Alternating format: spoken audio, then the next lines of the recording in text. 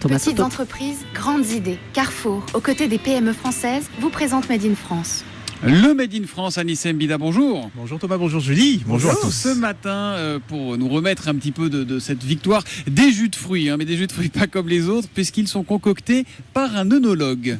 Oui, c'est assez rare des boissons sans alcool qui sont travaillées par un œnologue, et c'est bien dommage parce que les jus de fruits d'Emmanuel Bayard ont un goût, mais alors incroyable, rien à voir avec la piquette que vous pouvez acheter dans les supermarchés.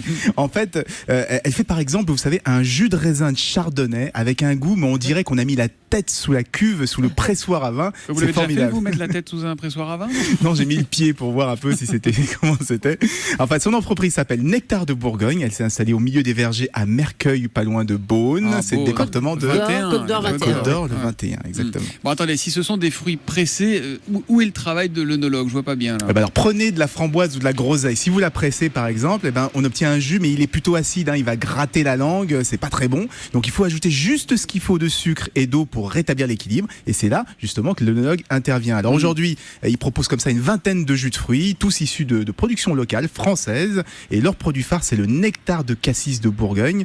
Le prix, c'est entre 5 et 7 euros la bouteille de 75 centilitres. Donc on reste quand même dans les grands crus. Dans les grands crus de jus de fruits. Mais c'est quand même surprenant quand on est à Beaune, le pays du vin, là-bas en Côte d'Or. Pourquoi cette femme est passée de l'œnologie au jus de fruits? D'abord, il faut savoir que ça a été toujours un peu difficile de trouver des postes d'œnologue dans la région de Bourgogne, dans sa région, la Bourgogne même. Et pendant des années, elle a travaillé dans le vin, mais plutôt dans le Beaujolais ou ailleurs.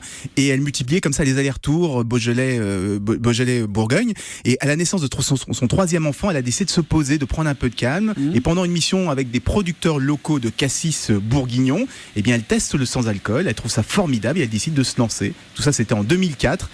Et aujourd'hui, c'est un véritable succès parce qu'on trouve ces jus de fruits dans quasiment toutes les épiceries fines de France et même à l'étranger, puisque 25% de sa production aujourd'hui est exportée. Bravo en tout cas donc au Nectar de Bourgogne, les premiers jus de fruits mitonnés par une œnologue. Et c'est du Made in Bourgogne, du Made in Côte d'Or ce matin. À lundi, Anissé. Lundi.